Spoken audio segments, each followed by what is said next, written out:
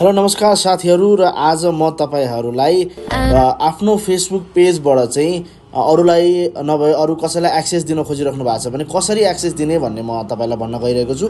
सुरुमा तपाईहरू जानुपर्ने हुन्छ आफ्नो प्रोफाइलमा। त्यहाँ प्रोफाइलमा गए तपाईले जानु भएपछि तपाईले त्यहाँ तीनटा डट देख्नुभयो लेफ्ट साइडमा र त्यहाँ लेफ्ट साइडमा क्लिक गर्नु भएपछि त्यहाँ पेजहरू तपाईलाई कुन कुन एसाइन भएका छन् र आफूले बनाउनु भएको पेजहरू देख्न सक्नुहुन्छ।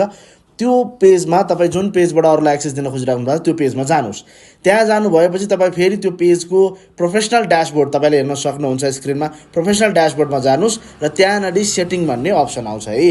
सेटिङ भन्ने अप्सन आउँछ र त्यो सेटिङ भन्ने अप्सनमा तपाईँले राम्रोसँग हेर्नुभयो भने त्यो एक्सेस लेखा हुन्छ। यदि तपाईँले त्यहाँ भेट्नु भएन भने तपाईँले त्यहाँनिर सर्चको अप्सन आउँछ सबैभन्दा माथि। त्यहाँनिर सर्चमा गएर चाहिँ तपाईँले चाहिँ त्यहाँ एक्सेस भनेर टाइप गर्नुभयो भने चाहिँ त्यहाँनिर तपाईँको पेज एक्सेस भनेर अप्सन आयो। तपाईले हेर्न सक्नुहुन्छ पेजको अप्सन आयो। अब यसमा दुईटा छ, एउटा माथि विथ फेसबुक एक्सेस छ, अर्को तल छ टास्क एक्सेस। र अगाडि हामी माथिबाट कुरा गर्छौँ। माथि चाहिँ कसको लागि हो भन्दाखेरि यहाँबाट चाहिँ तपाईँले एडमिन एक्सेसहरू अलिकति हाई लेभलको एक्सेसहरू दिन सक्नुहुन्छ है। यहाँबाट एडमिन दिने कि एडमिन नदिने, एडमिनभन्दा एक लेभल तल दिने भनेर चाहिँ तपाईँले यहाँबाट क्लिक गरेर तपाईँले चाहेको कुन व्यक्ति हुनुहुन्छ उहाँको फेसबुक आइडीलाई यहाँनिर तपाईँले नाम लेखेपछि त्यो नाम देखाउँछ र तपाईँले त्यहाँनिर एक्सेस दिँदाखेरि चाहिँ आफ्नो पासवर्ड हालेर दिनुपर्ने हुन्छ। र फुल एक्सेस दिनको लागि तपाईँले यहाँ देख्न सक्नुहुन्छ निलो कलरको एउटा बटन छ। त्यो बटनलाई तपाईँले अन गर्नु भएपछि त्यो निलो हुन्छ है।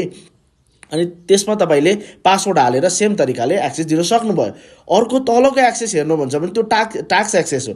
टास्क एक्सेस भनेको चाहिँ के हो भन्दा कुनै व्यक्तिलाई तपाईँले चाहिँ फुल एक्सेस दिन चाहनुहुन्न। मानौ एड रन गर्न अर्को एजेन्सीलाई दिइराख्नु भएको छ, एड मात्रै चलाउन दिने हो कि यदि अफिसमा नभए पसलमा तपाईँले स्टाफ राख्नु भएको छ उसलाई मेसेज मात्रै र कल मात्रै ह्यान्डल गर्न दिने हो कि हैन, या ओभरअल पर्फर्मेन्स कन्टेन्ट हाल्न मात्रै कन्टेन्ट क्रिएटर हायर गर्नु भएको छ कन्टेन्ट मात्रै हायर गर्न दिने हो कि भन्ने हिसाबले तपाईँले यहाँबाट एक्सेस दिन सक्नुहुन्छ र सेम तरिका पासवर्ड गर्न सक्नुहुन्छ है।